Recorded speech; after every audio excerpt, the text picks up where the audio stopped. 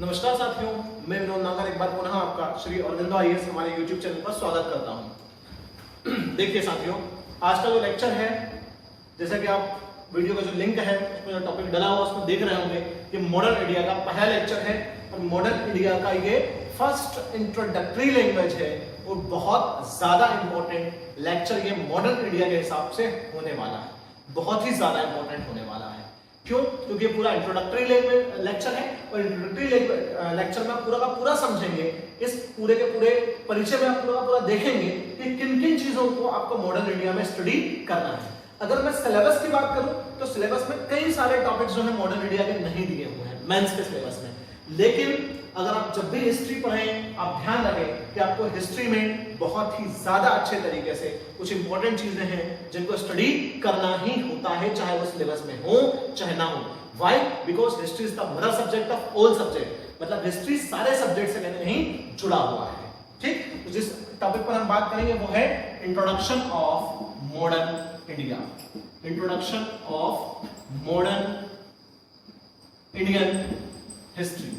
इसके अंदर आपको मेंस में किन किन चीजों को देखना है वो हम पहले देखते हैं।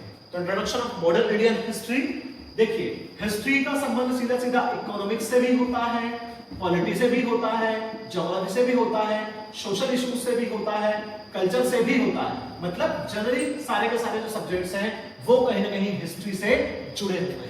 क्यों? क्योंकि सारे सब्जेक्ट दुनिया में कैसे आए हैं, उन सब्जेक्ट्स की उत्पत्ति कैसे हुई है, उन मुद्दों की उत्पत्ति कैसे हुई है, वो चीजें कैसे कैसे अराइज हुई है, ये सब कहीं ना कहीं किससे जुड़ा हुआ है? इतिहास से ही जुड़ा हुआ है।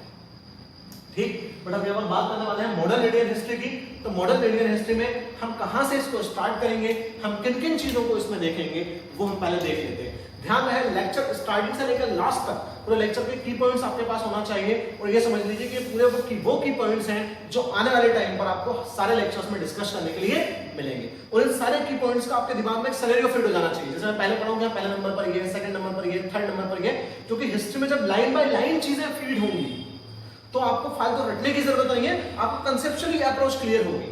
क्योंकि हिस्ट्री पढ़ना कैसे है, आपको ये बिल्कुल नहीं करना कि एक टॉपिक पढ़ लिया देन अगला टॉपिक हमने पढ़ा लेकिन पहले वाला टॉपिक हमें ध्यान नहीं है, बिल्कुल नहीं। हिस्ट्री पूरा का पूरा कोरिलेशन है। इवन हिस्ट्री का सारे सब्जेक्ट पूरे का पूरे कोरिलेशन है, पूरा का पूरा उनका रिलेशन आपको देखने के लिए मिलेगा साथियों। तो वो रिलेशन आपको यहाँ पर देखकर चलना है, उस रिलेशन को लेकर चलना है हमें यहाँ पर। ठीक है, तो सबसे पहले हम इसमें जो स्टडी करेंगे वो हम स्टडी करने वाले हैं। सबसे पहला जो हमारा टॉपिक हिस्ट्री में मॉडर्न इंडिया में होने वाला है वो है यूरोपियों का भारत आगमन। यूरोपियों का भारत आगमन सबसे पहले आप यहां से चीजें देखने वाले हैं। ठीक है, यूरोपियों का भारत आगमन, अराइवल्स ऑफ ब्रिटिशर्स। ठीक है, arrival of Britishers India in India.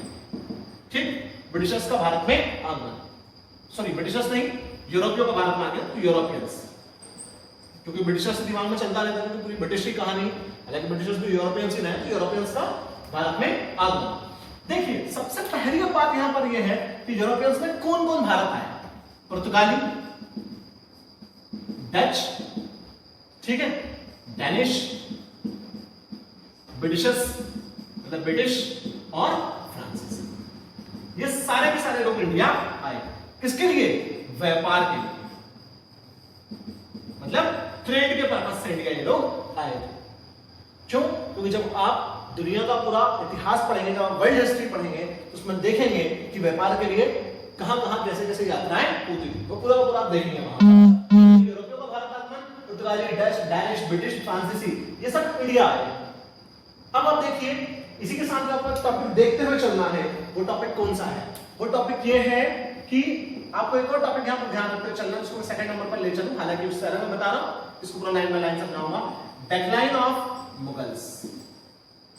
ठीक है, डिक्लाइन ऑफ मुगल्स, ये मिडिल इंडिया का भी हिस्सा है और यहां पर भी आपको देखना है, मतलब मुगल साम्राज्य का पतन या मुगलों का पतन। क्योंकि मुगलों के पतन के साथ ही कहीं ना कहीं इनकी तरक्की प्रारंभ भारत में होगी। लेकिन पहले हम देखते हैं कि यूरोपियों का भारत आगमन, ठीक, और सेकंड जब ये भारत आ गए तो भारत आने के बाद इन्होंने जब पूरे भारत के सिनेरियो को समझ लिया, व्यापार करना प्रारंभ कर दिया, तो कहीं ना कहीं इनमें कई चीजों को लेकर, व्यापार को लेकर आपस में ही संघर्ष होने लगे और दो शक्तियां उभर कर सामने आती हैं और वो दो शक्तियां हैं ब्रिटिश और फ्रांसीसी। मतलब हमारे यहाँ पर सबसे बड़ी जो दो शक्तियां उभर कर सामने आती हैं वो ब्रिटिश और फ्रांसीसी हैं। मतलब जो दो पावर्स हैं जो अराइज होती हैं इंडिया में, ठीक है, काफी पावरफुल तरीके से, वो है ब्रिटिश और फ्रांसीसी। अब आप देखेंगे ब्रिटिश और फ्रांसीसी, तो कहीं ना कहीं इन दोनों में भी कॉन्फ्लिक्ट्स आपको देखने के लिए मिलेंगे, इन दोनों में भी संघर्ष आपको देखने के लिए मिलेंगे। इसलिए सेकंड नंबर पर मैं यहाँ पर रखता हूं सिलेबस में। अगर हम आगे बात करें तो आपको यहाँ पर सेकंड नंबर पर जो देखना है वो देखना है Anglo French conflicts. Anglo French conflicts मतलब कि आंग्ल फ्रांसीसी संघर्ष। वेरी वेरी इंपॉर्टेंट, आंग्ल फ्रांसीसी संघर्ष। ठीक है, आंग्ल फ्रांसीसी संघर्ष में आप क्या क्या पढ़ने वाले हैं साथियों? आंग्ल फ्रांसीसी संघर्ष में आप देखेंगे कर्नाटिक वॉर्स जो हुए थे इन दोनों के बीच में, वो आप देखेंगे कर्नाटिक वॉर। उनके अंतर्गत आप क्या देखेंगे? First Carnatic war, second war, third war, ये सब इनके अंदर, इनके दोनों के बीच में हुए हैं। और इनमें कुछ लड़ाइयां बहुत ज्यादा फेमस लड़ाइयां रही, जिनके बारे में भी आप बिल्कुल पढ़ेंगे। जैसे एक वेरी फेमस बैटल है सैंट थेमो की बैटल, बहुत फेमस है। इनमें वोंडिवॉश बैटल ऑफ वोंडिवॉश बहुत ज्यादा फेमस है। तो कहीं ना कहीं ये चीजें आप यहाँ पर पढ़ने वाले हैं। लेकिन इनमें भी जब आप देखेंगे, पूरा पढ़ेंगे, तो आपको मिलेगा कि इन दोनों में भी सबसे बड़ी पावर बनकर कौन उभरती है? ब्रिटिशर्स। मतलब यहाँ पर ब्रिटिशर्स जो हैं बाद में मेन पावर के रूप में उभरते हैं। ठीक, और यहीं से प्रोसेस प्रारंभ होती है, मतलब स्टार्ट होती है इंडिया को कॉलोनी बनाने की, मतलब कि इंडिया को उपनिवेश बनाने की। कैसे हम वो देखें, तो उसका अगर हम पूरा क्रम देखेंगे तो उसमें हमें देखने के लिए मिलेगा कि जैसे ही जो ब्रिटिशर्स सबसे बड़ी पावर बनकर उभरते हैं, उसके जस्ट बाद ये भारत से संघर्ष भी प्रारंभ कर देते हैं। मतलब एंग्लो इंडियन कॉन्फ्लिक्ट्स। और एंग्लो इंडियन कॉन्फ्लिक्ट्स में क्या चीजें आएंगी कि हम यहां पर एक टॉपिक अगर पूरा कवर करने के मूड में अगर देखें, तो हम टॉपिक लेते हैं कि ब्रिटिशर्स जो हैं, ब्रिटिशर्स की भारतीयों पर विजय, भारतीयों पर विजय। ठीक है, या भारत पर विजय, हम ये कह सकते हैं भारत पर विजय। मतलब इंडिया कॉन्क्वेस्ट बाय ब्रिटिशर्स। ठीक है, इसके अंदर आप क्या क्या देखने वाले हैं? इसके अंदर आप देखने वाले हैं कि किस तरीके से इन्होंने हमारे सारे राज्यों पर कब्जा किया। सबसे पहले इन्होंने प्रारंभ कहां से किया था? बंगाल से। क्यों? क्योंकि बंगाल ही तो वो सोने की लंका थी जिसको हथियाकर कोई भी आगे बढ़ सकता था। बंगाल रीढ़ की हड्डी भारत की। क्यों? क्योंकि बहुत ज्यादा उपजाऊ जमीन कहां है? बंगाल। उस समय बंगाल मतलब आज का बांग्लादेश, पश्चिम बंगाल, बिहार का कुछ क्षेत्र, उड़ीसा का कुछ क्षेत्र, सब किसमें आते थे? बंगाल में। तो बंगाल बहुत बड़ा प्रांत था। जिसने बंगाल पर कब्जा कर लिया, समझ लो बहुत ज्यादा रेवेन्यू उसके पास में आ जाएगा। और ध्यान रहे, यहाँ पर एक फॉर्मूला आपको ध्यान रखना मॉडर्न इंडिया पढ़ते टाइम, हमेशा एक फॉर्मूला मॉडर्न इंडिया पढ़ते टाइम ध्यान रखेंगे। वो फॉर्मूला है E equal then E, economy equal then empire, economy equal then empire. तो सबसे पहले ये उस स्टेट पर विजय प्राप्त करने वाले हैं जिससे इनकी इकोनॉमी बहुत ज्यादा मजबूत होने वाली है। ये उस पर विजय प्राप्त करने वाले हैं। सबसे पहले इन्होंने किसको लिया? बंगाल को। और बंगाल की पॉलिटिक्स भी उस समय थोड़ी सी वीक हो गई, तो उन्होंने बंगाल से प्रारंभ किया। ठीक है, और बंगाल की ज्योग्राफी भी ऐसी थी कि जहां से इजीली ट्रेड कर सकते थे, व्यापार कर सकते थे। हालांकि सारी चीजें मैं पढ़ाऊंगा आपको कि बंगाल पर ही सबसे पहले विजय प्राप्त क्यों इन्होंने की थी, वो सारी चीजें हम आगे देखने वाले हैं साथियों। ठीक है, अभी सब मैं आपके माइंड में पूरा सिनेरियो समझा रहा हूं। मतलब आज का ये पूरा लेक्चर अगर आपने समझ लिया बहुत अच्छे से स्टार्टिंग से लेकर एंड तक, तो आपको बिल्कुल मॉडर्न इंडिया दिमाग में फीड हो जाएगा कि यस हमें ये चीज देखनी है। और जो मॉडर्न इंडिया का पूरा सिनेरियो है वो आपके दिमाग में रहेगा। और जब वो सिनेरियो दिमाग में रहेगा तो आपको इजीली चीजें क्लियर होंगी कि हमें ये चीजें इस टाइम पर पढ़नी है, इसका कोरिलेशन इससे है, इसका कोरिलेशन इससे है, क्योंकि मॉडर्न इंडिया काफी लोगों को बहुत ज्यादा परेशान करती है। ठीक है, तो ध्यान रखिएगा, इंटरेस्ट तभी बनेगा जब आप कनेक्टिविटी थोड़ी सी रखेंगे। तो Bengal equal then economy equal then empire, जितनी अच्छी अर्थव्यवस्था होगी उतना ही बड़ा साम्राज्य होगा। सिंपल सी बात है, तो नॉर्मल लॉजिक कि जितनी अच्छी आपकी इकोनॉमी होगी उतना ही अच्छा आपका साम्राज्य रहेगा। जैसे आज चाइना बहुत ज्यादा दादागिरी क्यों कर रहा है? इकोनॉमी बहुत अच्छी है। ठीक है, 14 ट्रिलियन के आसपास इकोनॉमी है। ठीक है, तो उसको एडवांटेज मिल रहा है। और हम बोलते हैं चाइना इंपीरियलिज्म की पॉलिसी को फॉलो कर रहा है, मतलब चाइना साम्राज्यवाद की नीति को फॉलो कर रहा है। तो ये लोग क्या कर रहे हैं, पहले विजय प्राप्त कर रहे हैं, जिससे क्या होगा, इकोनॉमी इनकी डेवलप होगी, इनको भारत से पैसा हाथ लगेगा, फिर साम्राज्यवादी नीति बनाएंगे, इकोनॉमिकल नीति बनाएंगे, ठीक है, इंपीरियलिस्टिक पॉलिसी बनाएंगे, इकोनॉमिकल पॉलिसी बनाएंगे, सारी चीजें आगे होने वाली है। तो उन्होंने सबसे पहले बंगाल पर विजय प्राप्त की, जिसके अंदर आप पढ़ने वाले हैं 1757 बैटल ऑफ प्लासी वॉर आप पढ़ेंगे। इसमें ब्लैक हॉल जो घटना है बहुत फेमस है, वो आप यहाँ पर पढ़ने वाले हैं। इसमें आप बैटल ऑफ बक्सर पढ़ने वाले हैं। इसी के अंदर आप duplex rule in Bengal, duplex rule in Bengal मतलब बंगाल में द्वैध शासन, ये भी आप पढ़ने वाले हैं। इसका जो कॉमन बातें हैं कि कौन सा गवर्नर जनरल था, कौन सा गवर्नर जनरल आया गया, ये सारी चीजें इसके साथ साथ आप देखने वाले हैं, ठीक है। तो सबसे पहले बंगाल पर विजय आप देखेंगे, बंगाल पर विजय के बाद, ठीक है, विक्ट्री ऑन बंगाल। इसके बाद आप देखने वाले हैं इसी में Mysore, second number, first number पर इन्होंने बंगाल को जीता, फिर मैसूर में आप हैदर अली के बारे में पढ़ेंगे, इसमें आप टीपू सुल्तान के बारे में पढ़ेंगे, ठीक है। और जितने भी इसके अंतर्गत एंग्लो मैसूर कॉन्फ्लिक्ट्स हुए थे, मतलब यहाँ पर एंग्लो मैसूर वॉर, हम वॉर बोले 4 वॉर हुए थे, first Anglo Mysore war, second Anglo Mysore war, third Anglo Mysore war और फोर्थ एंग्लो मैसूर वॉर। उनके अंदर क्या क्या चीजें हुई, क्या क्या सारी चीजें वो आप यहाँ पर देखेंगे। तो मैसूर, तो फर्स्ट नंबर पे उन्होंने बंगाल को गया, फिर मैसूर को गया, इज दैट क्लियर। इंडिया का मैप आप देखिएगा सारी चीजें, मैसूर मतलब कर्नाटक, ओके, कर्नाटक में ही स्थित है, देख लें आप। बाकी मराठा नेक्स्ट नंबर पर रखना चाहूं तो किसको रखूंगा, मराठा को। मराठाओं के साथ इन्होंने 3 वॉर लड़े, एंग्लो मराठा वॉर, ठीक है, first Anglo Maratha war, second Anglo Maratha war, third Anglo Maratha war. तो मराठाओं के पर इन्होंने विजय प्राप्त की। इसके बाद फोर्थ नंबर पर अगर हम रखें तो हम किसको रखें, पंजाब पर इन्होंने विजय प्राप्त की। उसके बाद अवध पर इन्होंने विजय प्राप्त की। तो ऐसा कर धीरे धीरे इंडिया का काफी ज्यादा क्षेत्र जो जीतते हुए चले, इज दैट क्लियर।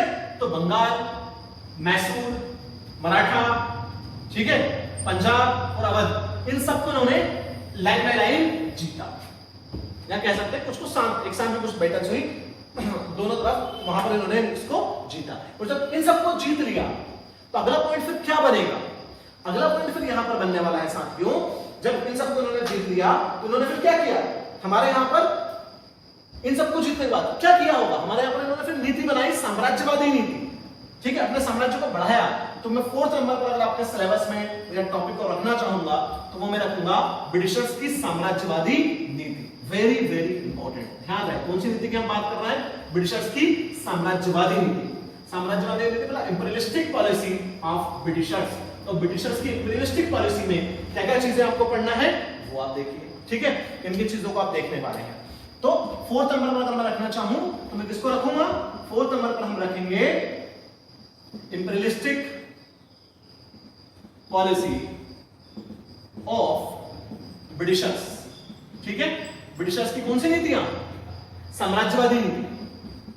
तो साम्राज्यवादी नीति किसकी, अंग्रेजों की। तो अंग्रेजों की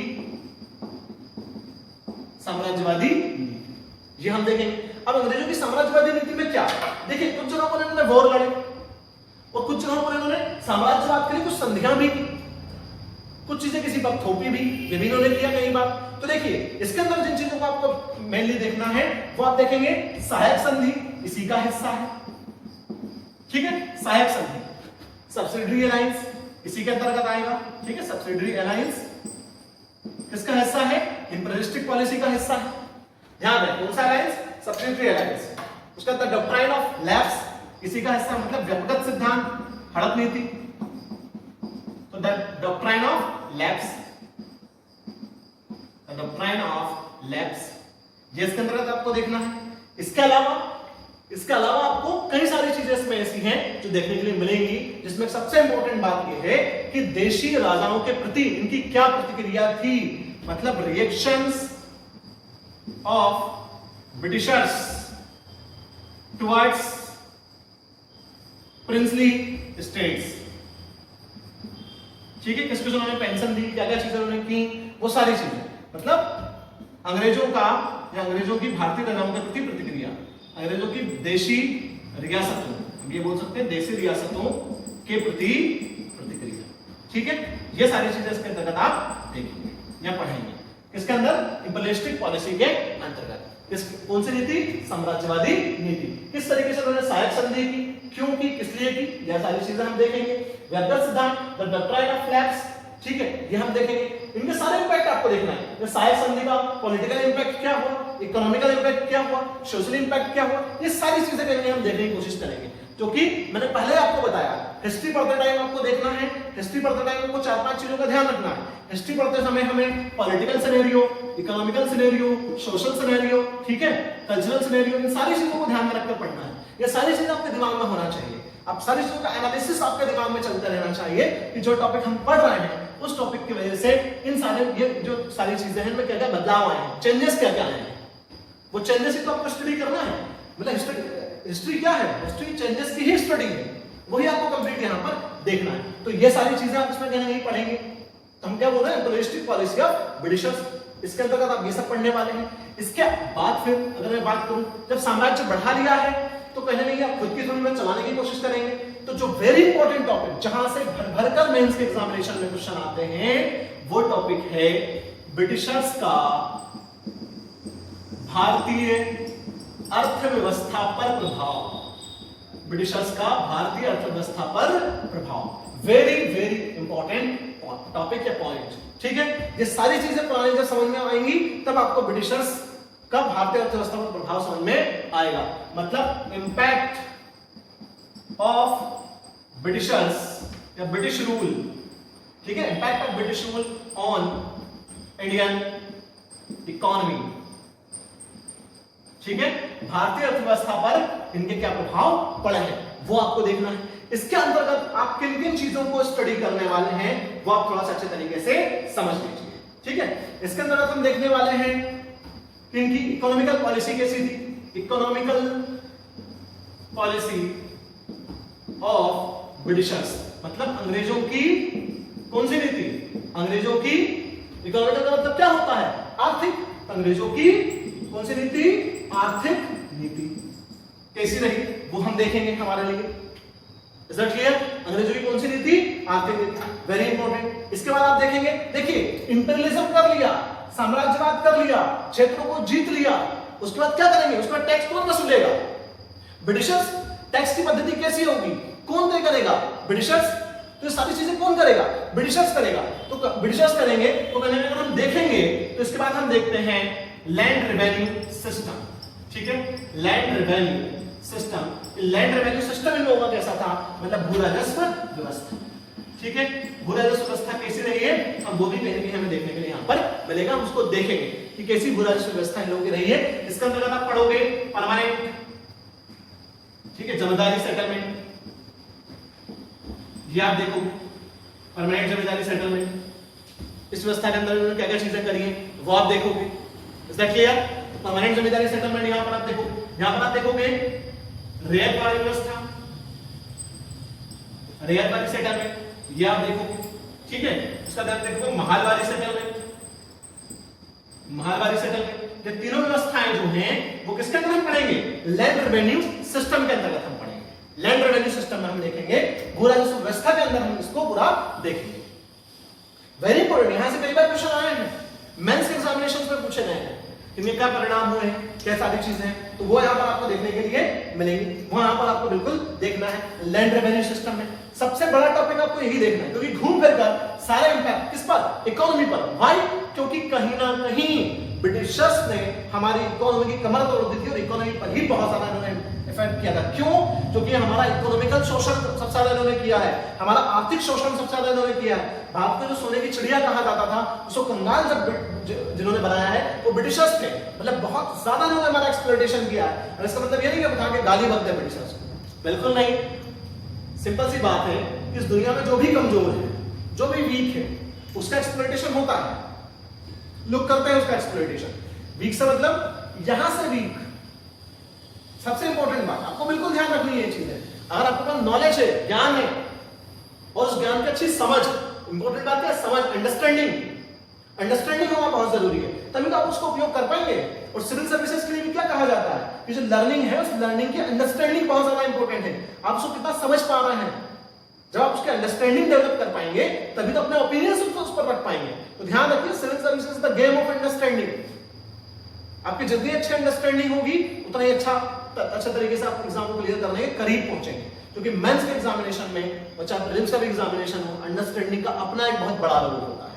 और अंडरस्टैंडिंग कहां से आती है? कंसेप्चुअल क्लियरिटी से, टॉपिक्स के कोरिलेशन से अंडरस्टैंडिंग आती है। किसी टॉपिक को पढ़ने में चाहे 3 की जगह 4 घंटे लगे, बट आपकी अंडरस्टैंडिंग बहुत अच्छी होना चाहिए। और प्लीज सभी लोग सेल्फ स्टडी पे बिल्कुल लगे रहें, सेल्फ स्टडी ही बहुत ज्यादा इंपॉर्टेंट है।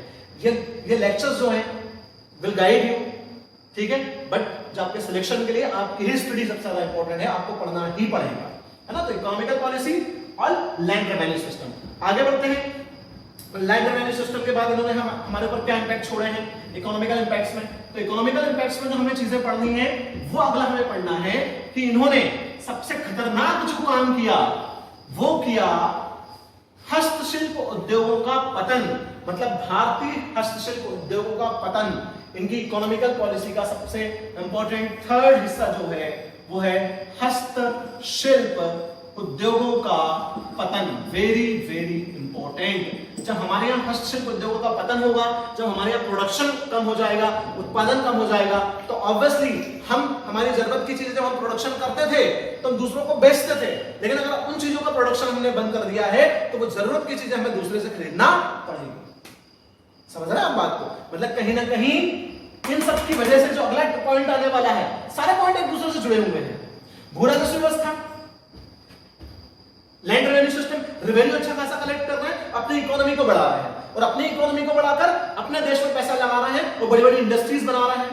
मैं आगे आपको पढ़ाऊंगा जो औपनिवेशिक साम्राज्य है उसके 3 चरण, जब आप देखेंगे औपनिवेशिक साम्राज्य के 3 चरणों में जो वाणिज्यिक चरण है और जो औद्योगिक चरण है, ठीक है, और लास्ट वाला जो वित्तीय चरण है, इन तीनों चरणों को जो आप देखेंगे, तीनों फेज को जो आप देखेंगे, ठीक है, तो आपको समझ में आएगा बहुत अच्छे तरीके से कि औपनिवेशिक साम्राज्य में की इकोनॉमिकल पॉलिसी क्या थी। आगे बिल्कुल उसको बहुत डेप्थ में पढ़ाने वाला हूं, तो आप अभी समझते हुए चलिएगा कि ये जो सिस्टम था उसका प्रभाव इस पर भी पड़ा। हस्तशिल्प उद्योगों का पतन हुआ, मतलब डिक्लाइन ऑफ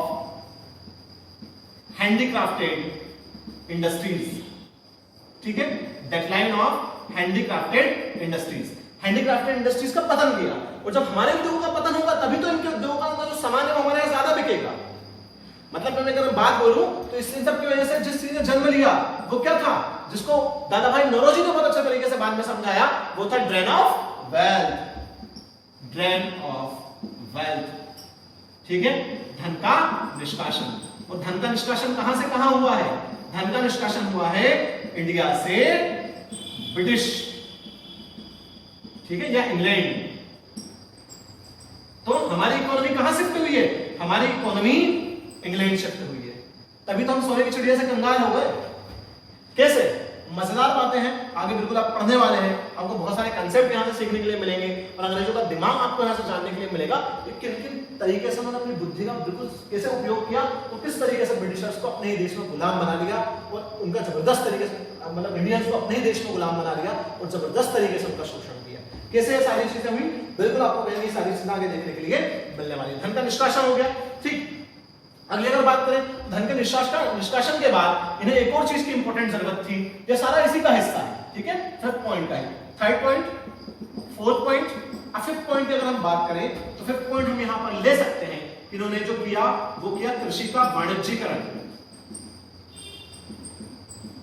ठीक है। इन्होंने क्या किया? कृषि का वाणिज्यीकरण किया। इसका मतलब क्या है? इसका मतलब यह है कि जो एग्रीकल्चर है उस एग्रीकल्चर का इन्होंने कमर्शियलाइजेशन कर दिया, ठीक है, कमर्शियलाइजेशन ऑफ एग्रीकल्चर। एग्रीकल्चर का कमर्शियलाइजेशन किया। इससे क्या बेनिफिट हुआ इनको? एग्रीकल्चर के कमर्शियलाइजेशन से क्या बेनिफिट हुआ होगा? एग्रीकल्चर के कमर्शियलाइजेशन से ये बेनिफिट हुआ, आगे पढ़ाऊंगा हालांकि मैं, बट मैं थोड़ा सा आपको दिमाग में डाल दूं कि कमर्शियलाइजेशन इन्होंने किस तरीके से किया कि भाई आप खाद्यान्न में जो फसलें हैं जब खाते हैं उन फसलों की जगह आप व्यापारिक फसलें उगाइए, आप कमर्शियलाइजेशन कर लीजिए एग्रीकल्चर का, आप कपास ज्यादा उगाइए, ठीक है, आप नील की खेती ज्यादा कीजिए भाई, क्योंकि उसकी जरूरत हमें ज्यादा है। रॉ मटेरियल, जब मैं आपको इंडस्ट्रियल फेज पढ़ाऊंगा, जब मैं आपको इंडस्ट्रियलाइजेशन पढ़ाऊंगा, जब मैं आपको औद्योगिकीकरण पढ़ाऊंगा, ठीक है, जब आपको इंडस्ट्रियल रिवोल्यूशन देखने के लिए पढ़ाऊंगा, तो उस इंडस्ट्रियल रिवोल्यूशन में आपको एक चीज सीखने के लिए मिलेगी कि कच्चा माल, किसी भी इंडस्ट्री के लिए कच्चा माल बहुत ज्यादा इंपॉर्टेंट होता है। और अंग्रेजों ने यही किया, अंग्रेजों ने क्या किया, जो ड्रेन ऑफ वेल्थ की थ्योरी थी उसमें इसी चीज को समझाया गया है। कृषि का वाणिज्यीकरण कर दिया।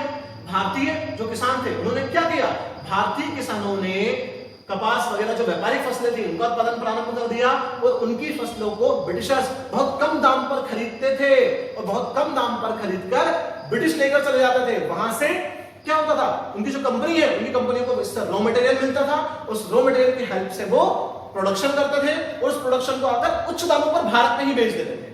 मतलब रॉ मटेरियल भारत से ले गए और खुद की बनी वस्तुओं के लिए भारत को ही बाजार बना दिया।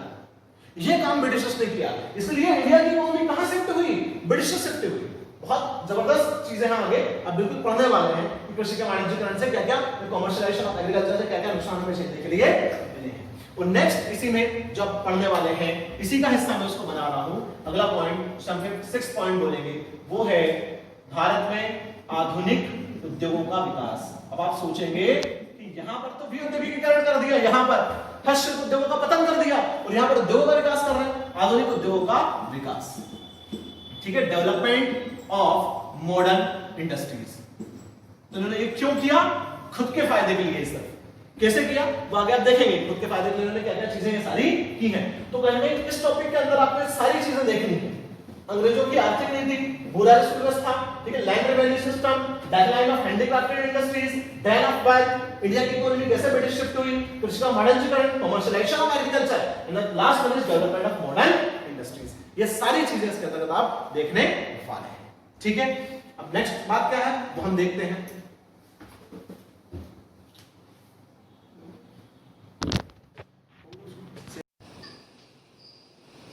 देखिए अभी हम जो पांचवा टॉपिक इसमें डिस्कस कर चुके हैं, उन पांचों टॉपिक्स की अगर बात की जाए तो उसके बाद अगला टॉपिक कौन सा रहेगा वो हम देख लेते हैं कि हमारा जो सिलेबस है हम समझ रहे हैं उसकी अगली कड़ी क्या होने वाली है। पांचों टॉपिक में आपको समझ में आया होगा कि इकोनॉमिकल इंपैक्ट में वो क्या क्या चीजें स्टडी करनी है। अब देखिए नेक्स्ट है इकोनॉमिकल इंपैक्ट के बाद हम देखेंगे हमारा 6 पॉइंट या 7 पॉइंट जो भी है कि ब्रिटिशर्स का भारतीय समाज पर प्रभाव, भारतीय समाज पर प्रभाव है ना। इसके बाद क्या चीज देखने वाले हैं, ब्रिटिशर्स का भारतीय समाज पर प्रभाव, ब्रिटिशर्स का भारतीय समाज पर क्या प्रभाव पड़ा है, मतलब impact of Britishers on Indian society, India की सोसाइटी पर इनका क्या इंपैक्ट पड़ा है। मैं पहले ही आपको समझा चुका हूं, पॉलिटिकल सिनेरियो देखना है, इकोनॉमिकल सिनेरियो देखना है, सोशल सिनेरियो देखना है। तो यहां पर आप कौन सा सिनेरियो देख रहे हैं, सोशल सिनेरियो देख रहे हैं। ठीक है, तो सोशल सिनेरियो में इंपॉर्टेंट जो बात होने वाली है सोशल सिनेरियो में वो ये होने वाली है कि सोशल सिनेरियो की अगर हम बात करेंगे तो हम यह देखेंगे कि सबसे पहला जो इंपैक्ट है वो हम देखते हैं, वेरी वेरी इंपॉर्टेंट, इसमें आपको पढ़ना है development of education in British rule, in British rule, ये आपको देखना है। Development of education in British rule, इसमें आपको सारा देखना है, यूनिवर्सिटी एक्ट 1904, ठीक है। इसके अलावा मैकॉलेज एजुकेशन सिस्टम, हंटर कमेटी या हंटर कमीशन जो बना था, वो सारी चीजें यहां पर इसमें आपको देखने के लिए मिलेगी। तो development of education in British rule मतलब शिक्षा का विकास, इनके समय शिक्षा का विकास कैसे, क्योंकि शिक्षा किसको प्रभावित करता है, सीधे तौर पर सोसाइटी को प्रभावित करता है, समाज को प्रभावित करता है शिक्षा। ठीक, अब आगे हम देखें तो आगे हमें देखने के लिए इसमें क्या मिलेगा, आगे हमें देखने के लिए मिलेगा प्रेस का विकास। ठीक, डेवलपमेंट ऑफ प्रेस, प्रेस का विकास किस तरीके से, समाचार पत्रों ने किस तरीके से लोगों के जीवन को बदला, समाचार पत्रों ने किस तरीके से लोगों के जो जीवन शैली उनकी सोचने समझने की क्षमताएं हैं उनको कैसे बढ़ाया, कैसे सारी ये चीजें हुई, ये आपको मैंने नहीं देखना है। ठीक है, इसके अलावा डेवलपमेंट ऑफ रेलवेज, किसका डेवलपमेंट देखना है साथियों, रेलवेज का development in British rule, British rule में किसका डेवलपमेंट देखेंगे आप, रेलवेज का डेवलपमेंट। इसकी हिंदी बताने की जरूरत बिल्कुल नहीं, रेलवे का डेवलपमेंट क्यों हुआ, किस लिए हुआ, किस वजह से इन्होंने रेलवे का डेवलपमेंट इंडिया में किया, क्यों इन्होंने रेलवेज बिछाई, ये सारी चीजें कहते हैं आपको जो सोशल इंपैक्ट है उसी में यहां पर देखने के लिए मिलेगी। ठीक है, इसका वेरी वेरी इंपॉर्टेंट, इसी में हम देखें 4th point, development of civil services, ये आपको देखना है। मतलब सिविल सर्विसेज मतलब लोक सेवाओं का विकास, लोक सेवाओं का विकास इसके अंदर आप देखेंगे, लोक सेवाओं के अंदर क्या क्या चीजें यहाँ पर हुई हैं वो आपको देखने के लिए मिलेगी। तो किसका विकास देखेंगे हम? लोक सेवाओं का विकास, लोक सेवाओं का विकास ये हम देखेंगे, ठीक है। इसके साथ साथ सोसाइटी में एक और आप एक इंपॉर्टेंट चीज देखेंगे, वो क्या है? वेरी वेरी इंपॉर्टेंट, वो आपको देखने के लिए मिलेगा फॉरेन पॉलिसी। आप सोचिए फॉरेन पॉलिसी इसमें कैसे आ गया? बिल्कुल फॉरेन पॉलिसी इसी में आएगा, फॉरेन पॉलिसी। विदेश नीति उस समय कैसी रही थी? नेपाल के साथ क्या विदेश नीति थी, बर्मा के साथ क्या विदेश नीति थी, ठीक है, और अफगानिस्तान के साथ क्या विदेश नीति थी। मतलब ये पोर्शन कहीं ना कहीं हिस्ट्री से जुड़ा हुआ है और ये पोर्शन आईआर से भी जुड़ा हुआ है, जिसे हम बोलते हैं इंटरनेशनल रिलेशंस, उससे भी ये टॉपिक आपको जुड़ा हुआ यहाँ पर मिलेगा। तो फॉरेन पॉलिसी, जैसे आज के समय सगोली की संधि क्या वैल्यू है, ये सारी चीजें कहीं ना कहीं आपको वहीं से देखने के लिए मिलेंगी, फॉरेन पॉलिसी से। तो इस दौर में आप फॉरेन पॉलिसी समझेंगे कि उनकी फॉरेन पॉलिसी कैसी रही थी। इसी में आप एक और चेंजेस देखेंगे, वो मैं बता सकता हूं 6 पॉइंट आपका लोकल गवर्नेंस, ठीक है, डेवलपमेंट ऑफ लोकल गवर्नेंस। जैसे आज के समय में पंचायती राज व्यवस्था है, ठीक है, लोकल गवर्नेंस सिस्टम है, उस लोकल गवर्नेंस सिस्टम को कैसे ब्रिटिशर्स ने आगे बढ़ाया था और आज के समय में वो कितना रिलेवेंट है, ये सारी चीजें कहीं ना कहीं आपको देखने के लिए मिलेगी डेवलपमेंट ऑफ लोकल गवर्नेंस, मतलब इसके अंदर इंडियन सोसाइटी पर जो इंपैक्ट हुए हैं उसके अंदर। तो फिर से आप समझिए कि ब्रिटिशर्स का भारतीय समाज पर प्रभाव, इस पूरे टॉपिक के अंदर जो देखेंगे, मैं बार बार आपको एक ही चीज समझा रहा हूं, जो पूरा लेक्चर है उस पूरे लेक्चर को एक बिल्कुल माइंड में फीड कर लीजिएगा कि हमें इसके पहले ये पढ़ना है, उसके बाद ये पढ़ना है, उसके बाद ये पढ़ना है, उसके बाद ये पढ़ना है, और सारे टॉपिक्स एक दूसरे से कोरिलेटेड रहेंगे पूरे के पूरे, ठीक। तो हमने इससे पहले क्या देखा था? Economical impact. अभी हमने कौन सा देखा? सोशल इंपैक्ट, मतलब सोसाइटी पर हमने सोशल इंपैक्ट देखा। तो impact of Britishers on Indian society, ये सारी चीजें हमें कहीं ना कहीं देखनी है। कई बार इसमें शिक्षा के विकास और प्रेस के विकास से मेंस में सीधे सीधे क्वेश्चन पूछे गए हैं, तो ये बहुत इंपॉर्टेंट चीज है, इसको आपको देखते हुए यहाँ पर ध्यान रखते हुए चलना है। ये आपको बिल्कुल ध्यान रहे कि क्या क्या चीजें यहाँ पर आपको देखनी है। चलिए आगे बढ़ते हैं इसी कड़ी में हम। तो नेक्स्ट इंपॉर्टेंट जो बात है इसमें कौन सी आने वाली है? 7th पॉइंट हमारा कौन सा होने वाला है, जिसके अंदर हम और भी नई नई चीजों को देखेंगे। वो ये है कि देखिए इकोनॉमिकल इंपैक्ट हो गए, है ना, पॉलिटिकल इंपैक्ट तो मैं आपको अलग से बिल्कुल पढ़ाने वाला हूं पॉलिटी के साथ, लेकिन यहां पर ये पढ़ाऊंगा, पॉलिटी के साथ नहीं पढ़ाने वाला हूं। राजनीतिक चेंजेस, राजनीतिक जो बदलाव क्या हो रहे हैं, है ना।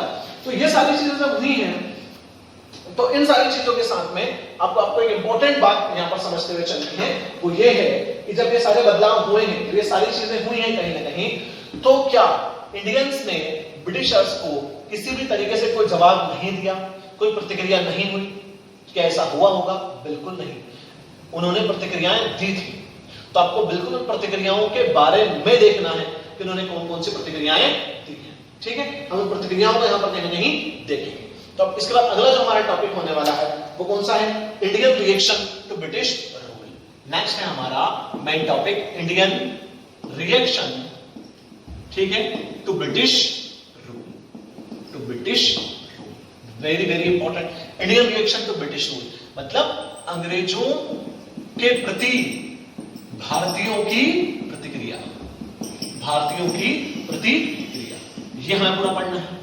अंग्रेजों के प्रति भारतीय प्रतिक्रिया, इसके अंतर्गत आप किन किन चीजों को पढ़ेंगे, ये सबसे इंपॉर्टेंट बात है। तो इसके अंदर हम देखेंगे tribal and civilian revolt, tribal and civilian, ठीक है, रिवोल्ट मतलब आदिवासी एवं, ठीक है, नागरिक।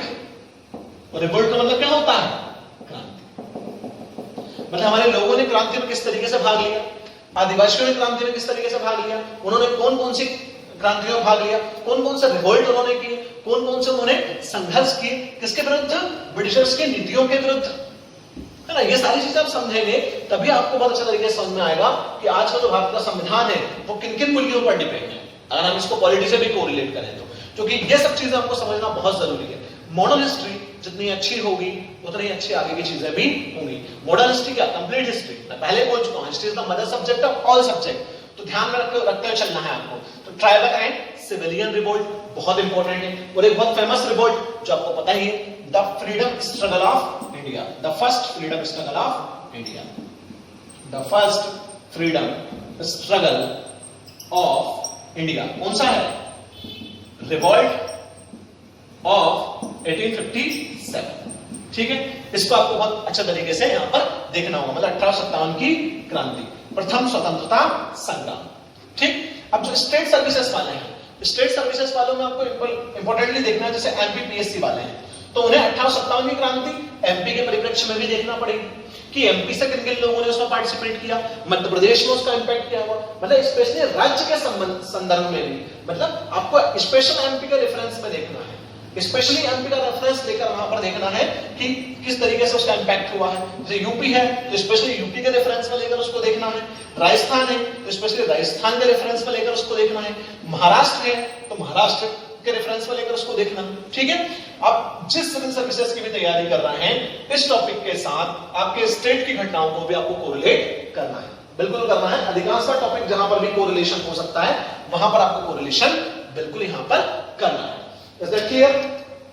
ठीक है, इसके अलावा एक और इंपॉर्टेंट बात इसी में हम देखेंगे कि जो हमारे फार्मर्स हैं, उन्होंने जो अंग्रेजों के विरुद्ध स्ट्रगल्स किए हैं, उनके विरुद्ध जो संघर्ष किए हैं, वो देखना है। मतलब हमारे जो फार्मर्स के मूवमेंट थे, ठीक है, इनके जो आंदोलन हुए हैं, मतलब जो किसान विद्रोह है, किसान आंदोलन है, उन किसान आंदोलनों को भी हमें यहां पर देखना है ना। तो जो हमारा टॉपिक है, वो टॉपिक कौन सा है? Indian reaction to British rule, अंग्रेजों के प्रति भारतीयों की प्रतिक्रिया। तो भारतीयों की क्या क्या प्रतिक्रियाएं हैं, वो सारी चीजें कहीं कहीं आपको यहां पर देखनी है। ये टॉपिक पढ़ना है, ये टॉपिक पढ़ना है और ये टॉपिक पढ़ना है। Is that clear? मेरे ख्याल से आपको कनेक्टिविटी अब हो रही होगी कि लाइन बाय हमें किन किन चीजों को पढ़ना है। आपको थोड़ा सा लगेगा अभी कि इतना ज्यादा सिलेबस देखना, बिल्कुल जब आपको पूरी चीजें समझ में आ जाएंगी तो आपको बड़ा से बड़ा टॉपिक भी, बड़ी से बड़ी चीजें भी आसानी से क्लियर हो जाएगी। ठीक है, अब नेक्स्ट हम देखते हैं कि नेक्स्ट इसमें क्या है। ठीक, अगली प्रतिक्रिया क्या होगी वो आप समझने का प्रयास करें। देखिए नेक्स्ट टॉपिक जो इसमें आपको देखना है, वेरी वेरी इंपॉर्टेंट, मैं कहूंगा वो टॉपिक बहुत ही ज्यादा इंपॉर्टेंट है, बहुत ज्यादा चीजों को समझने के लिए। और वो टॉपिक कौन सा होने वाला है वो आप देखिए। वो टॉपिक है इंडिया में जो रेनेसां हुआ था, भारत में जो पुनर्जागरण हुआ है, उस पुनर्जागरण को आपको बहुत ज्यादा लॉन्ग वे में यहां पर देखना है। ठीक है, वो कैसे हुआ है वो आप देखिए। इंडिया में होने वाला रेनेसां पुनर्जागरण, इंडियन रेनेसां, इंडियन रेनेसां मेरे ख्याल से 8th टॉपिक है। ठीक है, इंडियन रेनेसां, भारतीय पुनर्जागरण, वेरी वेरी इंपॉर्टेंट। यहां से आपको बहुत ज्यादा चीजें सीखने के लिए मिलेगी। यह टॉपिक आपका एथिक्स से भी रिलेटेड होगा, जो आपका 4th पेपर है उससे भी थोड़ा सा जुड़ा हुआ रहेगा ये टॉपिक, लेकिन इस टॉपिक से आप कई सारी चीजें सीखेंगे, क्योंकि इस टॉपिक ने मतलब ये जो सारी चीजें हैं उसका इंपैक्ट हुआ है। मतलब यहां पर आप किन चीजों को देखेंगे, यहां पर आप देखेंगे सोशल, ठीक है, रिलीजियस, क्या बात कर रहा हूं मैं, social religious reforms movement, social religious reforms movement, किसके हम यहां पर बात करने वाले हैं, सोशल रिलीजियस रिफॉर्म्स मूवमेंट की हम यहां पर बात करने वाले हैं।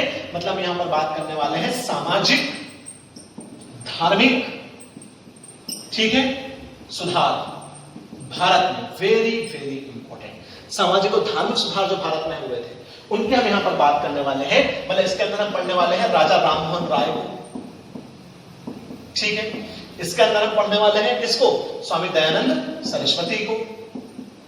मतलब इसके अंदर ब्रह्म समाज को पढ़ने वाले हैं। ठीक है, इसके अंदर हम पर्टिकुलर किसको पढ़ने वाले हैं, आर्य समाज को पढ़ने वाले हैं, प्रार्थना समाज को पढ़ने वाले हैं, थियोसॉफिकल सोसाइटी को इसके अंदर हम पढ़ने वाले हैं। इन सारे लोगों को, मतलब सोशल रिलीजियस मूवमेंट, जितने भी सामाजिक धार्मिक सुधार आंदोलन भारत में हुए हैं, ठीक है, मूवमेंट मतलब आंदोलन होता है, जितने भी आंदोलन हुए हैं, उन आंदोलन से रिलेटेड जितने भी व्यक्तित्व हैं, जितनी भी पर्सनालिटीज हैं, उन सारी पर्सनालिटीज के बारे में पढ़ना है। ठीक है, और उनके इंपैक्ट क्या हुए, उनके इंपैक्ट्स मतलब उनके प्रभाव के बारे में भी यहां पर आपको देखना है। Is that clear? आई बात समझ में? तो इस टॉपिक के अंदर आपको ये सारी चीजें पढ़नी है। क्लियर है? ठीक है, इन सब के बाद अब आपको जो मैं समझा रहा हूं वो थोड़ा सा समझिए, थोड़ा सा मैं टॉपिक को बाइंड अप करता हूं। सबसे पहले इंडिया में ब्रिटिशर्स, मतलब जो यूरोपियंस उनका आगमन, फिर ब्रिटिशर्स का उनमें एक शक्ति के रूप में उदय होना, फिर ब्रिटिशर्स का भारतीयों के साथ संघर्ष होना, भारतीयों पर उनकी जीत होना, उस जीत की वजह से उनका साम्राज्यवादी पॉलिसी को आगे बढ़ाना, मतलब इंपीरियलिज्म की जो पॉलिसी है उसको आगे बढ़ाना, इंपीरियलिज्म की पॉलिसी को आगे बढ़ाने के साथ साथ जो उनकी अन्य प्रकार की पॉलिसीज है लाइक इकोनॉमिकल पॉलिसीज उनको आगे बढ़ाना, जिसमें हम बात कर चुके हैं पहले, सहायक संधि, व्यक्तिगत सिद्धांत, इन सारी चीजों को भारतीयों पर थोप देना और इन सबके साथ साथ भारत का इकोनॉमिकली बहुत ज्यादा एक्सप्लॉयटेशन करना, जिसकी वजह से ड्रैग ऑफ वेल्थ का होना, इंडिया की इकोनॉमी का कहां शिफ्ट होना, ब्रिटेन शिफ्ट होना। Is that clear? ये सारा सिनेरियो हमने देखा।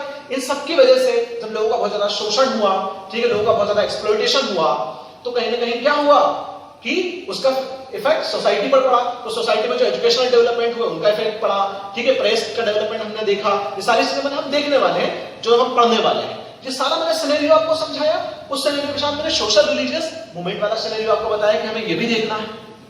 अब जब ये सारी चीजें हो चुकी हैं, ठीक है, मतलब कि भारत में पुनर्जागरण भी हो चुका है, और जब आप वर्ल्ड रेनेसां पढ़ेंगे, जब आप वर्ल्ड हिस्ट्री पढ़ेंगे, जब आप वर्ल्ड रेनेसां पढ़ेंगे, तो उसमें देखेंगे कि दुनिया में रेनेसां ने क्या बदलाव किए हैं। क्योंकि रेनेसां जो हुआ था उसकी वजह से दुनिया अंधकार से प्रकाश की तरफ गई थी। जो फालतू की रूढ़िवादिताएं समाज में थी, जो फालतू की जितनी भी रूढ़िवादिताएं धर्म में थी, उनसे कहने लोग ऊपर उठे थे।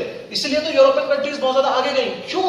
क्योंकि यूरोपियन कंट्रीज में वर्ल्ड में रेनेसां सबसे पहले स्टार्ट हुआ था, लेकिन इंडिया में रेनेसां लेट स्टार्ट हुआ। इंडियन रेनेसां मतलब इसका अपने आप में बहुत बड़ा योगदान है। किसमें? भारत के स्वतंत्रता संग्राम जो आगे होने वाले हैं और जो आंदोलन होने वाले हैं, उसमें इसका बहुत बड़ा कहीं ना कहीं इंपैक्ट आपको देखने के लिए मिलने वाला है। तो यहां से कड़ी चेंज होती है, वो ये है कि इसके जस्ट बाद हम जिस मुद्दे पर बात करेंगे हमारे सिलेबस में, वो मुद्दा हमारा कौन सा रहने वाला है? वो रहने वाला rise of nationalism in India. Very very important, जिस पर कहीं ना कहीं बहुत ज्यादा बड़ी चीजें टिकी हुई हैं। तो मैं ये कहूंगा कि ये सारी चीजें जो हैं, जब भी आप मॉडर्न इंडिया पढ़ेंगे तो आपको इस तरीके से देखना है, 1757 टू 1857 मेनली, और फिर 1857 टू 1947, इन दो चीजों में हम देखते हुए चलते हैं। Is that clear? यहां तक अंग्रेज अपनी साम्राज्यवादी नीति को लागू करेंगे, युद्ध लड़ेंगे, साम्राज्य को फैलाएंगे, इकोनॉमिकली शोषण करेंगे, उसको और आगे बढ़ाएंगे। इसके बाद में फिर यहां पर अपनी नीतियों में कुछ बदलाव करेंगे। हालांकि मैं पूरा समझाऊंगा, जब बताऊंगा आपको किस तरीके से चेंज हुआ है, पॉलिटिकल चेंजेस यहां पर कैसे हुए हैं, ठीक है, कैसे गवर्नर वाइसरॉय हो गए, वो भी हम देखेंगे आगे। तो मैंने हमें पूरा सिनेरियो इस तरीके से लेते हुए चलना है। तो यहाँ पर एक बड़ा बदलाव जो देखने के लिए मिला, इंडिया में रेनेसां आया, पुनर्जागरण हुआ। उस पुनर्जागरण की वजह से जो अगली कड़ी आने वाली है, और जो भारत का शोषण हुआ उसकी वजह से जो अगली कड़ी आने वाली है, वो है इंडिया में नेक्स्ट टॉपिक हम स्टडी करेंगे, राइज ऑफ नेशनलिज्म, जिससे मेंस के एग्जामिनेशन में कई बार स्टेट सिविल सर्विसेज और यूपीएससी में भी क्वेश्चंस पूछे गए हैं। राइज ऑफ नेशनलिज्म मतलब हम इसको हिंदी में बोलते हैं राष्ट्रवाद का उदय। वेरी वेरी इंपॉर्टेंट टॉपिक, राष्ट्रवाद का उदय, rise of nationalism. Rise of nationalism world history में भी है, ठीक है, वर्ल्ड हिस्ट्री में भी राइज ऑफ नेशनलिज्म दिया हुआ है, वहां पर भी आप राइज ऑफ नेशनलिज्म देखने के लिए आपको मिलेगा, ठीक है ना। और यहां पर भी rise of nationalism in India, Bharat में किसका उदय? राष्ट्रवाद का उदय। इस राष्ट्रवाद ने नींव रखी, इस राष्ट्रवाद ने फाउंडेशन बिल्ड किया, फाउंडेशन डेवलप किया। किसका फाउंडेशन डेवलप किया इस राष्ट्रवाद ने, वो हम देखेंगे। ये मेरा पूरा इंट्रोडक्टरी लेक्चर है, और मैंने पहले आपको बोल दिया है इंट्रोडक्टरी लेक्चर बहुत ज्यादा इंपॉर्टेंट होने वाला है, क्योंकि अगर किसी सब्जेक्ट का इंट्रोडक्शन आपको पता है तो अंदर पढ़ने में बहुत मजा आता है उसको, क्योंकि हमारे टॉपिक्स हमारे दिमाग में होते हैं कि हमें इस तरीके से इन टॉपिक्स को देखना है। और इसी राइज ऑफ नेशनलिज्म ने नेक्स्ट टॉपिक की नींव डाली, 10th टॉपिक। वो कौन सा है? वो है नेशनल मूवमेंट, राष्ट्रीय आंदोलन। राष्ट्रीय आंदोलन भारत में किसके बारे में देखना है आपको? राष्ट्रीय आंदोलन के बारे में। Very very important. अब राष्ट्रीय आंदोलन में बहुत बड़ी भूमिका किसकी? जो नेशनलिज्म है, राइज ऑफ नेशनलिज्म, उसकी बहुत बड़ी भूमिका। और राइज ऑफ नेशनलिज्म में बहुत बड़ी भूमिका किसकी? जो सोशल रिलीजियस मूवमेंट हुए थे, उन सोशल रिलीजियस मूवमेंट की बहुत बड़ी भूमिका इसमें आपको देखने के लिए कहीं ना कहीं मिलेगी। आई होप मेरी बातें आपको समझ में आ रही होंगी।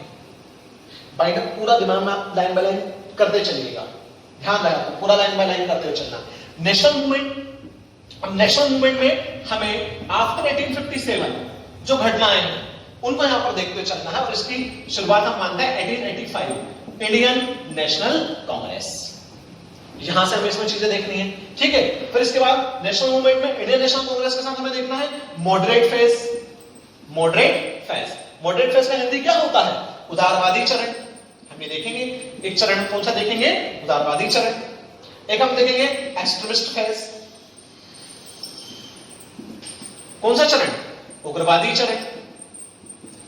इसके बाद हम ये देखेंगे इससे जुड़े हुए नेता प्रमुख रूप से कौन कौन से रहे, लीडर कौन कौन से रहे, उनकी क्या नीतियां रही हैं, क्या पॉलिसीज रही हैं, क्या सारी चीजें रही हैं, उसके इंडिया पर क्या इंपैक्ट हुए हैं, वो आज के टाइम में कितना रेलेवेंट है, उसको हम करंट से भी कोरिलेट करके देखेंगे। इसके बाद एक्सट्रीमिस्ट फेज, उग्रवादी चरण में जो सारे चीजें हुई हैं उससे रिलेटेड कौन कौन से लीडर्स हैं, ये सारी चीजें कहीं ना कहीं हम देखेंगे। इसी के साथ मॉडरेट फेज, एक्सट्रीमिस्ट फेज, इसके बाद इसी में हम देखेंगे, इसी टॉपिक के अंदर पूरा का पूरा partition of Bengal, partition of Bengal and partition of Bengal and very important swadeshi movement, वो हम यहां पर देखेंगे, जिसका हिंदी क्या होता है?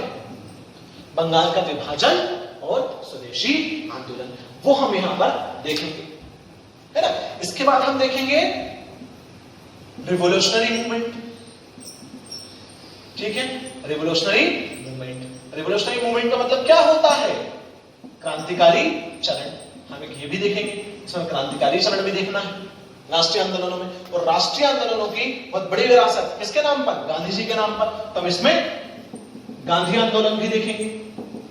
गांधी आंदोलन से मतलब, ठीक है, गांधीयन या गांधीज मूवमेंट, वो हम देखेंगे, यहां पर देखेंगे। Is that clear? और गांधी मूवमेंट में आप क्या क्या देखोगे? गांधी के जो मूवमेंट है उसमें काफी सारी चीजें हमें देखने को मिलेंगी। हम चंपारण देखेंगे, ठीक है, is that clear? Non cooperation movement देखेंगे, नॉन कॉपरेशन मूवमेंट हम ये देखेंगे। उसके अंदर हम क्या बोलते हैं? असहयोग आंदोलन बोलते हैं। नॉन कॉपरेशन मूवमेंट हमें ये देखने के लिए मिलेगा, चंपारण, नॉन कॉपरेशन, और कहने यहीं पर हमें जलियांवाला बाग, जिसको मैं जे भी लिख दे रहा हूं, जलियांवाला बाग हत्याकांड, काफी कॉम्प्लिकेटेड चीजें यहां से हो जाती है। आफ्टर 1900 सन 1900 के बाद काफी कॉम्प्लिकेटेड चीजें मिलेंगी, हर साल कुछ ना कुछ होता हुआ आया है। वो सारी चीजें हम आपको यहां पर देखेंगे। कई लोग यहां पर काफी ज्यादा कंफ्यूज होते हैं, तो इतनी कॉम्प्लिकेटेड बात नहीं है। मैंने पहले आपको बताया, अगर लाइन बाय लाइन आप चीजों को देखेंगे तो शानदार आपको मजा आने वाला है, पढ़ने में बहुत मजा आपको आने वाला है यहां पर, ठीक है। जो लेक्चर्स है इंट्रोडक्टरी क्लास के बाद जो लेक्चर्स होने वाले हैं मॉडर्न हिस्ट्री के, वो बहुत इंटरेस्टिंग लेक्चर्स रहेंगे। बस आप थोड़ा सा उन लेक्चर्स को ध्यान सुनकर बस की पॉइंट्स मैंने बनाते हुए चले तो बहुत मजा आपको आने वाला है। चंपारण, नॉन कॉपरेशन मूवमेंट, ठीक है, असहयोग आंदोलन हम देखेंगे। इसी के बाद हम यहाँ पर स्वराज पार्टी वाला कंसेप्ट देखेंगे। स्वराज पार्टी, ये कंसेप्ट हमें यहाँ पर देखने को मिलेगा, जिसे हम स्वराज मूवमेंट भी बोल सकते हैं, ठीक है। इसके बाद हम यहीं पर साइमन कमीशन को भी देखेंगे। साइमन कमीशन के बारे में हम स्टडी करेंगे, ठीक है। इसी में हम नेहरू रिपोर्ट की बात करेंगे। साइमन कमीशन के बाद नेहरू रिपोर्ट हम स्टडी करेंगे। यहीं पर हम पूना पैक्ट के बारे में बात करेंगे, पूना पैक्ट उसको हम स्टडी करेंगे। इसी में हम लखनऊ पैक्ट को भी स्टडी करेंगे, लखनऊ पैक्ट वो हम देखेंगे। तो कितनी सारी चीजें यहां पर हमें देखनी है, बेहद बहुत सारी चीजें देखनी है। इसके इसी के साथ हम very important movement civil disobedience movement, ठीक है, सिविल डिसओबीडियंस मूवमेंट। कौन सा आंदोलन? सविनय अवज्ञा आंदोलन। हम यहां पर सविनय अवज्ञा आंदोलन देखेंगे, सविनय अवज्ञा आंदोलन, जिसके अंदर हम देखेंगे दांडी मार्च, वेरी फेमस, ये हम देखेंगे, ठीक है। ये सारी चीजें, और लास्ट में क्विट इंडिया मूवमेंट भी हम यहां पर देखेंगे, गांधी जी के उसमें, ठीक है, क्विट इंडिया मूवमेंट, भारत छोड़ो आंदोलन, इसी में क्रिप्स मिशन वगैरह, ये सारी चीजें आपको देखने के लिए मिलेंगी। और साथ साथ पैरेलल जो चीजें चलेंगी वो है कांग्रेस के विभिन्न अधिवेशन, जितने भी सेशन हुए हैं उनके बारे में भी हमें चीजें दिखेंगी। तो साथियों, इतना आपको क्लियर हुआ है? मेरे ख्याल से बिल्कुल इतना आपको क्लियर हुआ होगा कि जो 10th टॉपिक है नेशनल मूवमेंट, इस पर नेशनल मूवमेंट की ये पूरी कहानी है। हम पूरा का पूरा नेशनल मूवमेंट में ये सारी चीजें देखने की कोशिश करेंगे जो मैंने आपको बताया है। इसके जस्ट बाद जिस चीज पर हम बात करेंगे, जो चीजें इसके पैरेलल चलेंगी, जो मैंने सारे टॉपिक्स बताए हैं, इन टॉपिक्स के पैरेलल दो चीजें चलेंगी। वो दो चीजें क्या हैं इसके पैरेलल चलने वाली? एक तो पॉलिटिकल डेवलपमेंट भी इसके पैरेलल चलेगा। पॉलिटिकल डेवलपमेंट से मतलब कौन कौन से एक्ट अभी तक आए थे, उनके क्या परिणाम हुए, क्या नहीं हुए, सारी चीजें। तो दो तीन चीजें आपको यहां पर देखते चलनी है। इन्हीं के साथ साथ जो पैरेलल में चलेगा वो governor, British governor general and viceroy, ये तीनों चीजें आप यहां पर देखेंगे। कौन कौन आया, उनकी क्या क्या चीजें थी, उन्होंने किनके कौन कौन से नीतियां बनाई, कौन कौन से काम इंडिया में किए, क्यों किए, किस लिए किए, वो तो जब पूरी हिस्ट्री पढ़ेंगे तो समझ में आएंगे ही, पर ये चीज पैरेलल चलेगी, जब आप इसी के साथ में सीख जाएंगे। बहुत सारे लोग तो बड़ा कंफ्यूज रहते हैं कि सर ये कैसे पढ़ें, कैसे एक लाइन से याद रखें। बिल्कुल आपको एक लाइन से याद रखने की ऐसी जरूरत नहीं, जब आप टॉपिक्स पढ़ते जाएंगे ये अपने आप क्लियर होते हुए चले जाएंगे और आपको एक साथ याद भी होते हुए चले जाएंगे। इसके अलावा एक और चीज यहां पर आपको देखने को मिलेगी, वो है पॉलिटिकल डेवलपमेंट।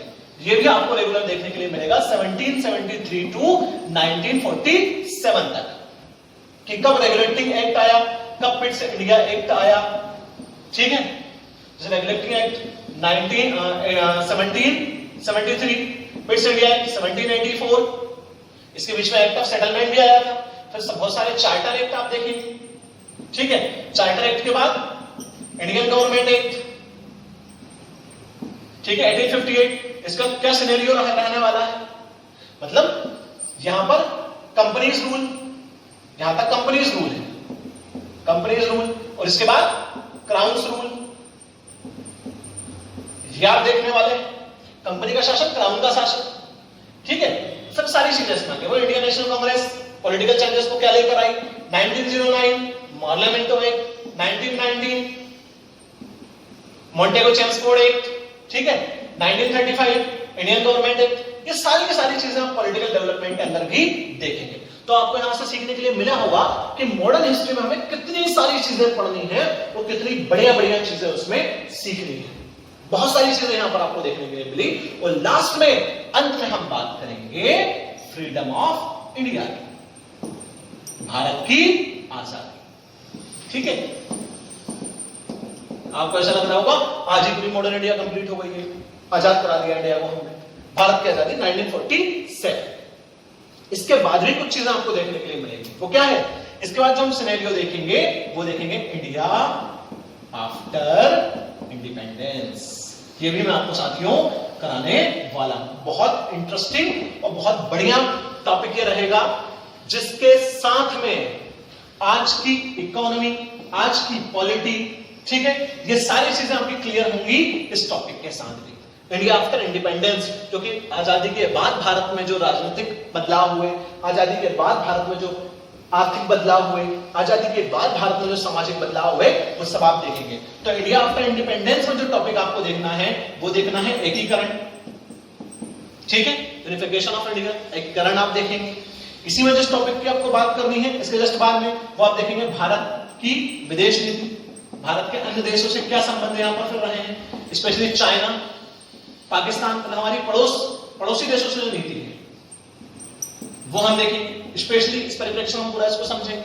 इसके बाद आप इंडिया चाइना वॉर इसमें देखेंगे, India China war 1962, India Pakistan war 1965, ये आप देखेंगे, इंडिया पाकिस्तान वॉर 1971, ये आप देखेंगे। इसके साथ साथ राजनीतिक उथल पुथल कैसे हुई है वो भी आप देखेंगे। इसके अंदर 1975 का इमरजेंसी आप देखेंगे। Is that clear? इसी के साथ साथ जो सिख दंगे हुए उनके बारे में भी हम बात करेंगे। इसका 1991 जो भारत में एलपीजी आया, उदारीकरण, निजीकरण और वैश्वीकरण इकोनॉमी के लिहाज से बहुत ज्यादा इंपॉर्टेंट, वो आप देखेंगे। हमने किस तरीके से परमाणु परीक्षण किया, ठीक है, परमाणु संपन्न देश हम कैसे बने वो आप देखेंगे। Is that clear? किस तरीके से जो पार्टीज हैं उनका अस्तित्व बढ़ता चला गया, पॉलिटिकली बदलाव कैसे होते चले गए, वो सारी चीजें आप देखेंगे। Is that clear? इसके बाद कारगिल वॉर भी हम 99 वाला कहीं ना कहीं वो भी हम देखेंगे। तो ये सारी चीजें आपको इंडिया आफ्टर इंडिपेंडेंस में देखना है। Is that clear? तो मेरे ख्याल से मॉडर्न हिस्ट्री और इंडिया आफ्टर इंडिपेंडेंस के जो मेन टॉपिक हैं वो आपको क्लियर हुए होंगे कि किन किन चीजों को हमें देखना है। मतलब हमारी इंट्रोडक्टरी जो क्लास है उस इंट्रोडक्टरी क्लास में हमें किन किन चीजों को देखना है, ठीक है। तो मैंने इंट्रोडक्शन जो आपको दिया है उस इंट्रोडक्शन में मैंने आपको क्या क्या बताया है, मैं 1 से 2 मिनट में सब आप बाइंड अप कर दे रहा हूं ताकि आपको माइंड में क्लियर रहे, ठीक है। देखिए आप, पहली चीज भारत में यूरोपियों का आगमन, फटाफट समझते जाइएगा आप, पहले से आपका जो आपने नोट्स बनाया उसको देख लीजिए आप। भारत में यूरोपियन का आगमन, उसका मुगलों का पतन, डिक्लाइन ऑफ मुगल्स। यूरोपियों में फ्रांसीसी, ठीक है, डैनिश, डच, ओके, अंग्रेज, ब्रिटिशर्स, ये सब कैसे आए। फिर एंग्लो फ्रेंच कॉन्फ्लिक्ट्स, मतलब आंग्ल फ्रांसीसी संघर्ष, और उसके बाद किस तरीके से अंग्रेज ने अपने आप को स्थापित किया, किस तरीके से भारत में सबसे बड़ी शक्ति उभर कर बने। उसके बाद उन्होंने किस तरीके से भारत पर विजय प्राप्त की, बंगाल पर, मैसूर पर, मराठाओं पर, ठीक है, सिखों पर और अवध पर किस तरीके से उन्होंने विजय प्राप्त की। उसके बाद किस तरीके से उन्होंने इंपीरियलिस्टिक पॉलिसी अपनाई, साम्राज्यवाद की नीति को अपनाया, कैसे उन्होंने साम्राज्यवाद की नीति के सहायक संधि थोपी, ठीक है, किस तरीके से उन्होंने जो सब्सिडियरी अलायंस था, सहायक संधि वो थोप दी, ठीक है, व्यक्तिगत सिद्धांत, हड़प नीति वो थोप दी, किस तरीके से सारी चीजें हुई वो हम देखेंगे। इसके बाद हम क्या देखने वाले हैं, इसके बाद हम इकोनॉमिकल बदलाव देखने वाले हैं कि इकोनॉमिकल इंपैक्ट क्या हुए वो हम देखेंगे, ठीक है, अर्थव्यवस्था क्या बदलाव हुए। इसके बाद हम समाज पर प्रभाव देखेंगे, उसके बाद हम धार्मिक सामाजिक सुधार आंदोलन देखेंगे, उसकी वजह से राइज ऑफ नेशनलिज्म, मतलब कि राष्ट्रवाद का उदय कैसे हुआ वो देखेंगे। राष्ट्रवाद के उदय की वजह से नेशनल मूवमेंट, राष्ट्रीय आंदोलन कैसे आगे बढ़े वो देखेंगे। गांधी युग हम देखेंगे, गांधी के बाद देश जब आजाद कैसे हुआ हम वो देखेंगे, और इंडिया आफ्टर इंडिपेंडेंस आपके सामने है। Is that clear? मिलते हैं अगले लेक्चर में। Thank you so much, have a nice day, thank you.